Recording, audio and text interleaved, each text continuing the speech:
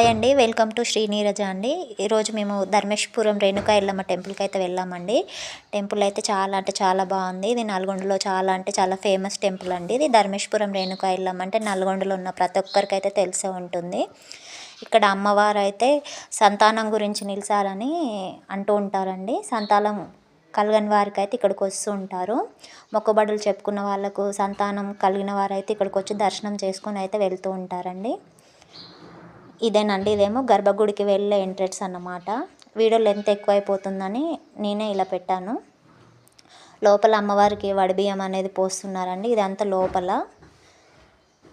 ఇది అమ్మవారి చీరలు అన్నమాట. ఇవి కావాలంటే మనం కూడా కొనుక్కొని కట్టుకోవచ్చండి.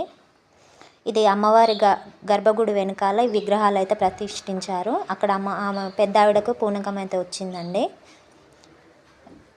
దీని వెనకాల శివయ్య ఉన్నారండి. ఇక్కడ పక్కన శ్రీకృష్ణుడు కూడా ఉన్నారు. దాన్ని అమ్మవారి ఎదురుగా వచ్చేసి పరశురాముడి గుడి అయితే ఉంటుందండి. ఇక్కడ ముందుకు వెళ్ళాను నేనే. చూసారా, ఇది నేను గర్భగుడిలో అయితే వీలు అవ్వలేదండి వీడియో తీయడానికి, అందుకే ఫోటో అయితే తీసాను. అమ్మవారు అలాగ ఉంటుంది. ఇదేమో ఎల్లమ్మ అమ్మవారి విగ్రహము. ఇదే శివయ్య స్వామి. కొన్ని పిక్స్ అయితే యాడ్ చేశానండి. నా వీడియో మీకు నచ్చిందని అనుకుంటున్నానండి. థ్యాంక్ యూ ఫర్ వాచింగ్ అండి. నా వీడియో కనుక నచ్చినట్లయితే లైక్ చేయండి, షేర్ చేయండి, సబ్స్క్రైబ్ చేసుకోండి.